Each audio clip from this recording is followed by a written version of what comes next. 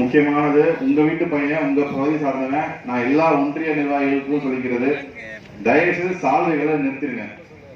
ஏன்னா சால்வைகள் குமிந்து கொண்டே போது அது என்ன பண்றதுன்னு எனக்கு தெரியல. அந்த கல்ச்சரை நம்மளாவது மாத்தணும். புத்தகங்களுக்கு கொடுங்க. ஒரு புக் நோட்டு வாங்கிட்டு வந்தீங்கன்னா அது பசங்களுக்கு கொடுத்துடலாம். வார இறுதி நாட்கள் எவ்வளவு புக்ஸ் சேருதோ நம்ம ஒரு லைப்ரரி கொடுத்துடலாம். நோட்ஸ் புக்ஸ் நிறைய சேருதுன்னா அது வந்து ஒரு பள்ளிக்கூடங்களுக்கு கொடுத்துடலாம். மாணவர்களுக்காக உதவும். ஸோ உதவி பெற மாதிரி ஒரு பொருளை கொடுத்தீங்கன்னா நல்லா இருக்கும். ஏன்னா ஒரு சால்வை 300-400 ரூபா 1000 ரூபா வரைக்கும் வாங்குறீங்க. அது குமிஞ்சுக்கிட்டே போகுது. எதனாலும் பண்ண முடியுமா? அது எந்த வேலையும் பயன்பெறப்படுறது இல்லை. நான் மறுபடியும் சொல்லிட்டேன்.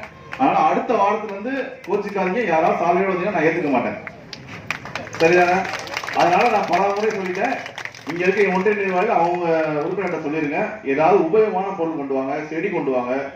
இன்னொன்னு, செடியில என்ன பிரச்சனைனா, நான் சுற்றுச்சூழல் அமைச்சராக இருக்கேன். நிறைய பேர் வந்து என்னை அனுபவ ரோட்டரி கப்பல் நிறைய வருவோம், தன்னார்வலர்கள் நிறைய பேர் வருவான்னு சொல்றாங்க. சார் நான் 50 லட்சம் செடி வச்சு 6 லட்சம் செடி வச்சுன்றாங்க. என்னன்னா ஏதாவது மிச்சம் இருக்கா? இங்கேயே உங்களுக்கு எவ்வளவு வைக்கிறாங்க. அப்பனா என்ன பண்ணணும்னா முறையா வைக்கணும், பராமரிக்கணும். அந்தந்த மண் வளத்துக்கு ஏற்றாப்புல எந்த செடி வளரும் அந்த மாதிரி பார்க்கணும். முக்கியமா நிறைய இடங்கள்ல 6 to 7 அடிக்கு நீங்க செடி வாங்கி வச்சாதான் வளருது. நிறைய இடங்கள்ல பார்த்தது.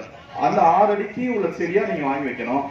அதை அந்த மண் வளத்துக்கு என்ன செடி வளரும், எது ஈஸியா வளரும் அப்படின்றத பார்க்கணும். எது ஏன்னா நமக்கு செடி எதுக்காக வைக்கிறோம்? நம்மளுக்கு கார்பன் எமிஷனை கம்மி பண்ணுறதுக்காக வைக்கிறோம். ஏன்னா நிறைய உங்களுக்கு வண்டிகளால வர புகையினால வர கார்பன் எமிஷனால தான் உங்களுக்கு வந்து சில மலைகள் பெய்யறது இது வருதுன்றக்காக தான் நம்ம வைக்கிறோம். அப்படின்னும் போது நம்மளுக்கு நிழல் தரணும். இந்த கார்பன் எமிஷனை கம்மி பண்ணுறதுக்கு ஏதுவாக செடிகள் எது இருக்கோ அதை பார்த்து வைங்க.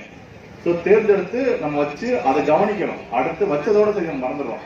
அதை அடுத்து ஃபாலோ பண்ணி அந்த செடி வளர்ந்து வளர வரைக்கும் நம்ம கொஞ்சம் பராமரிக்கணும். அதனால அந்த மாதிரி செடிகள் கொண்டு வாங்க. அங்கேயே கண்டுகள் வைப்போம். சரிங்களா? அந்த மாதிரி விஷயங்கள் கொண்டு வாங்க. ஒரு செடி கண்டுகள் 30 ரூபா தான் வரும். ஸோ அந்த மாதிரி விஷயத்தை வாங்கிடுவாங்க. அப்போ ஒரு சால்வை வாங்குறதுக்கு ஒரு செடி எத்தனை வாங்கிடலாம்? 10 செடி வாங்கிடலாம்.